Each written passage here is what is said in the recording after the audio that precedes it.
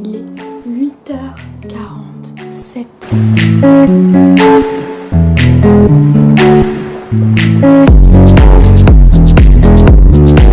Coucou tout le monde, aujourd'hui je vous retrouve pour une nouvelle vidéo. Donc là je vais commencer ma série Back to School, voilà toutes les vidéos de l'été etc. Tout ça c'est terminé.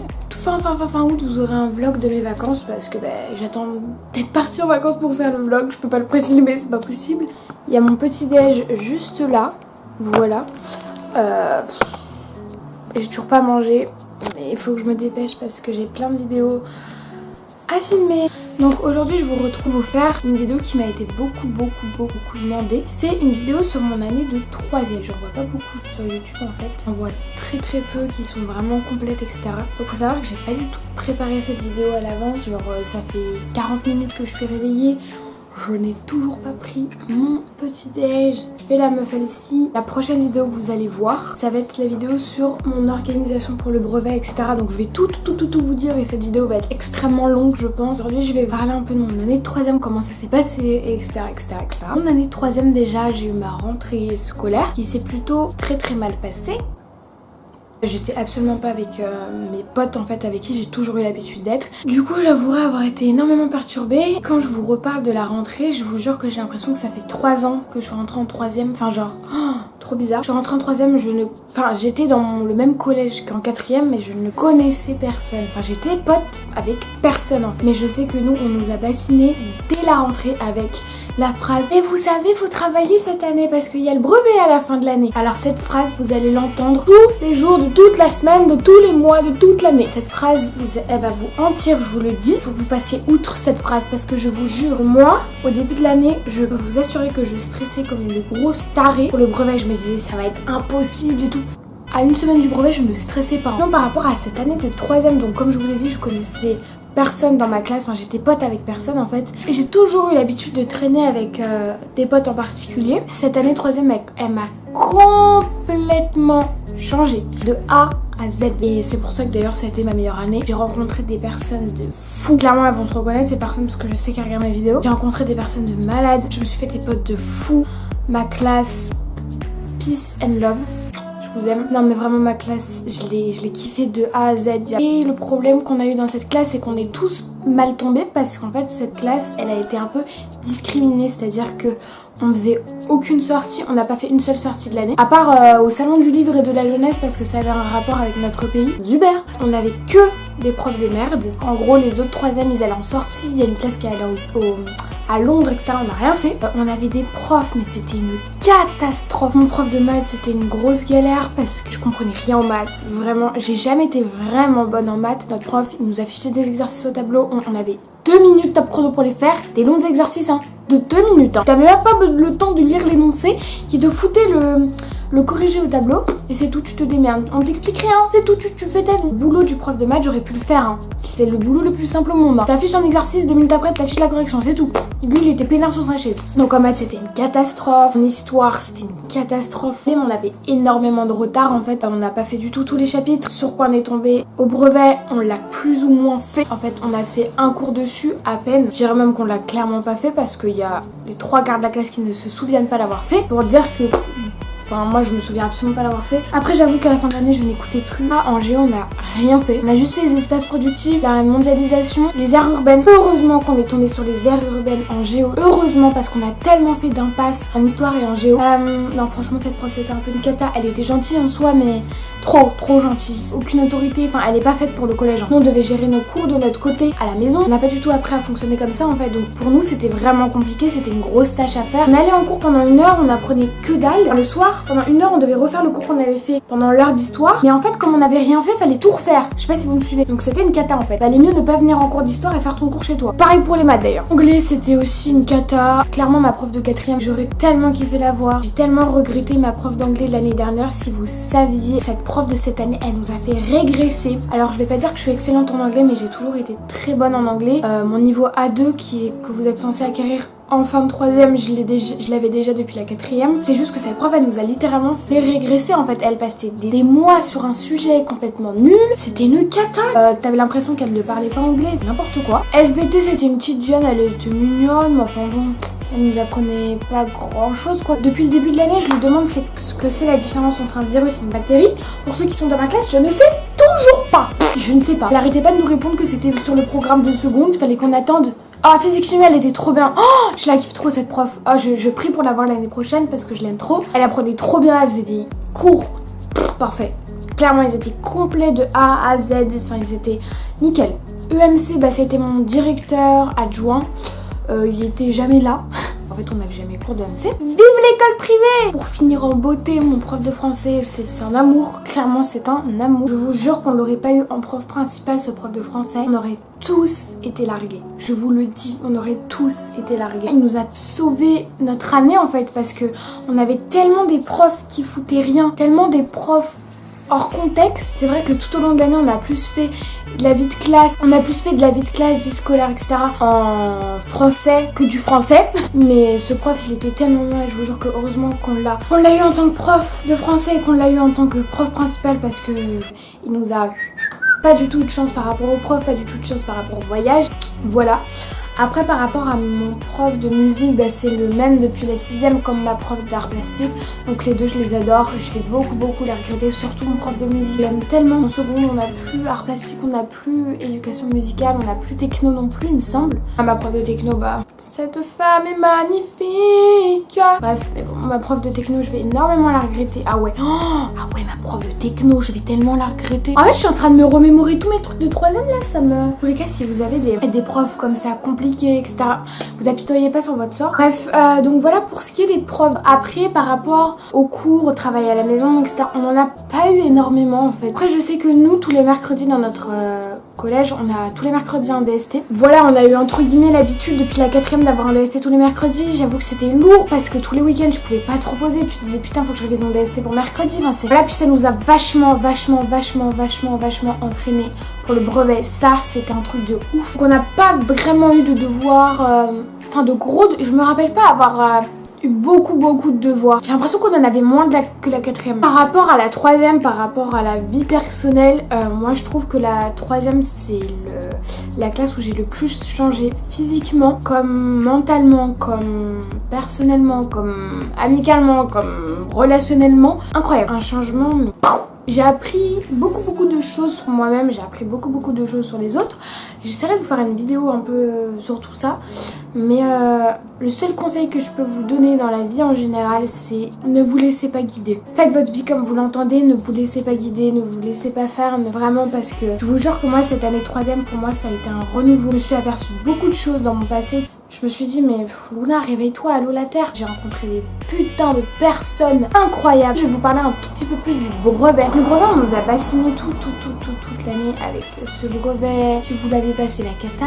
Il faut savoir une chose, que plus de 98% de la population a son brevet. Donc déjà si vous partez de là, tout le monde l'a. Moi je sais que avec 14 de moyenne je disais mais je vais pas avoir mon brevet, etc. Franchement j'en rigole. Et au jour d'aujourd'hui je vous jure que j'en rigole. On l'a tous. Quand je vois des potes qui n'ont même pas ouvert un seul cahier, qui avaient 11 de moyenne toute l'année, ils ont eu leur brevet. Peut-être sans mention mais ils ont eu leur brevet. Voilà, après ceux qui ont des difficultés en général à bosser, qui ont du mal, je vous dis visez pas la mention parce que vous allez être déçus. Visez pas la mention, visez le brevet. La mention ne va absolument rien vous apporter dans votre vie. C'est juste pour faire un topo de tout le collège en fait, de comment vous avez travaillé, etc. Mais ça va pas changer votre vie, le brevet ne sert à rien. Le brevet ne sert à rien du tout. Vous pouvez rien faire avec un brevet. À part si vous avez pas votre bac, etc. Bon là c'est d'autres procédures, mais vous faites rien avec un brevet, donc vous cassez pas la tête entre guillemets si je puis dire à avoir le brevet avec mention si vous avez déjà du mal à avoir la moyenne. Visez le brevet, visez le brevet, c'est déjà pas mal. Par rapport au brevet blanc, dites-moi si vous voulez que je vous fasse une vidéo, mais je pense que je vous ferai une vidéo sur le brevet blanc parce que nous on en a eu deux et ils étaient complètement différents et je vous expliquerai un peu tout ça parce que les brevets blancs ils étaient complètement différents du brevet. Et en tous les cas par rapport au brevet blanc, tout ce que je peux vous dire pour l'instant et que je reprendrai dans une autre vidéo, c'est que le truc qu'on vous dit de les brevets blancs sont toujours plus durs que le brevet normal. Non, le brevet était beaucoup plus compliqué que le brevet blanc, je vous le dis. On a fait deux brevets blancs. Le premier brevet blanc j'ai eu 10,8 sur 20 de moyenne, donc je l'avais. Deuxième brevet blanc 12 je crois. 3. Mais en fait à chaque fois c'était les maths qui me faisaient couler, les maths elles me faisaient couler. Le dernier mois avant le brevet, tout le mois de juin, j'ai eu un prof particulier qui m'a absolument pas aidé. Sur le moment je me disais ouais c'est cool, ça m'a aidé, je suis arrivée sur ma feuille, j'étais là en panique. Enfin bref voilà, par rapport au brevet blanc, ne vous fiez pas aux gens qui disent que le brevet blanc est plus dur que le brevet normal parce que pas forcément. Ça dépend ce que vous avez vu tout au long de l'année. Par rapport aux EPI, donc qu'est-ce que c'est qu'un EPI? C'est un enseignement pratique indisciplinaire, je crois que c'est un truc comme ça. En gros je vous explique. Dès la rentrée, votre prof principal il va vous expliquer que vous aurez tout au long de l'année 2 à 3 EPI à voir. Avec les EPI normalement vous allez commencer ça. Ceux qui sont en 5e et qui me regardent, vous allez commencer ça déjà dès l'année de 4e. Donc ça, croyez-moi que vous avez de la chance et gardez vos papiers d'EPI, je vous en supplie. Un EPI, c'est en gros des enseignements pratiques indisciplinaires. Donc en gros, en fait, il y a plusieurs matières qui vont se regrouper en une et qui vont faire un EPI. Donc en gros, nous on a eu 2 EPI au cours de l'année. On en a eu un histoire, éducation morale et civique et français, et un autre documentation, enseignement moral et civique et français. Vous allez travailler sur plusieurs EPI tout au long de l'année. Il faut que vous gardiez tous vos papiers d'EPI, etc. parce que ça va vous servir pour l'oral du brevet. Nous, je sais qu'on a vraiment bossé sur les EPI. On a littéralement découvert notre 2e EPI 2 mois avant le brevet. C'était n'importe quoi. Enfin, l'oral est quand même sur 100 points. C'est énorme, c'est la moitié du brevet écrit. Donc du coup vous allez travailler sur 2 à 3 EPI tout au long de l'année. Et donc en fait à la fin de l'année il va falloir que vous choisissez un EPI sur lequel vous allez travailler pour votre oral de brevet. De toute façon ça, l'EPI en particulier je vous en reparlerai dans mes conseils pour réussir le brevet. Ensuite je vais parler du stage et ça va être la dernière chose dont je vais parler dans cette vidéo. Donc par rapport au stage, donc moi mon stage s'est déroulé en janvier. Tous les 3e doivent trouver un stage impérativement un mois avant la date du stage. Donc ça dépend des écoles, ça faut le savoir.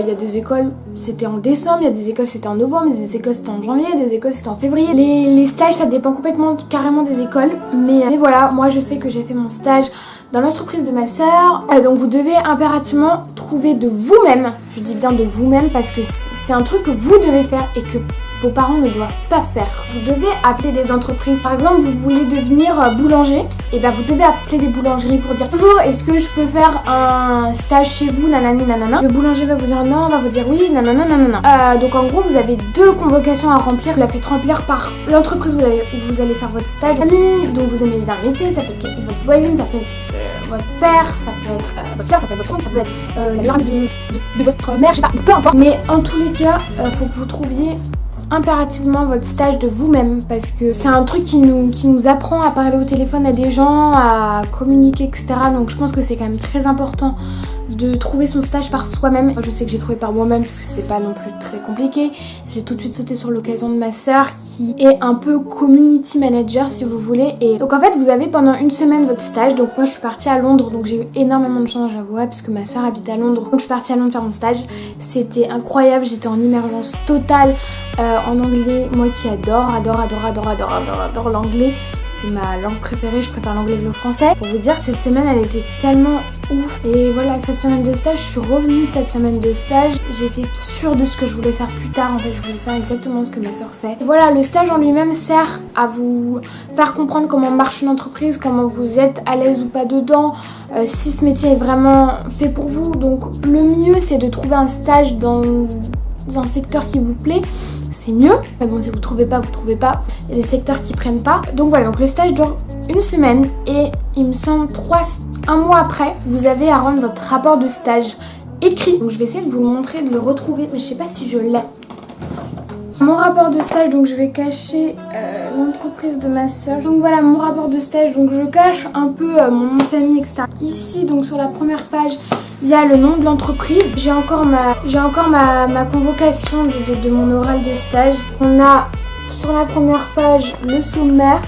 Au pire, je vous ferai une vidéo comment faire son rapport de stage si ça vous intéresse. Donc voilà pour mon rapport de stage. Donc de toute façon, vous aurez une feuille sur comment faire son rapport de stage, etc. Si vous voulez que je vous fasse une petite vidéo sur comment faire son rapport de stage, comment se déroule l'oral de stage, n'hésitez pas à me le dire parce que ça peut être vachement intéressant. Je vais noter l'idée.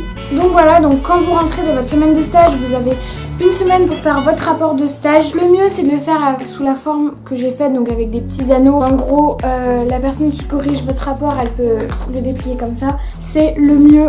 Un mois plus tard, après votre stage, vous rendez votre rapport de stage qui va être noté sur 5 puisque votre oral est noté sur 15, il me semble. Ça c'est pour le rapport de stage. Il me semble que c'est 1 ou 2 mois plus tard, vous avez votre oral de stage. Un peu plus compliqué puisque vous devez parler devant une ou deux personnes, ça dépend. Je sais que j'ai parlé devant ma prof de sport. Donc il faut savoir que votre note d'oral et votre note de rapport de stage forment une note sur 20 qui va compter dans votre moyenne générale. Ça va apparaître sur votre brevet du deuxième trimestre, sur votre bulletin du deuxième trimestre. Donc voilà, par rapport à ça, je crois que c'est tout ce que j'ai à dire par rapport à mon année de troisième. En tous les cas, moi ça a été une plutôt bonne année, mis à part les profs, mis à part l'organisation de l'école qui était un peu compliquée. C'était une bête d'année, j'ai rencontré des personnes de fou. Je me suis vachement trouvée, on va dire. C'est vrai que c'était une année quand même assez stressante parce que t'avais la pression d'avoir le brevet à la fin de l'année alors que je vous dis clairement c'est rien.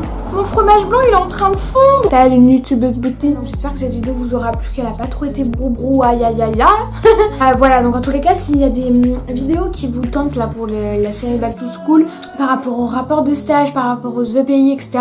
Pourquoi pas. Je vais peut-être vous faire une vidéo sur comment se déroule le brevet.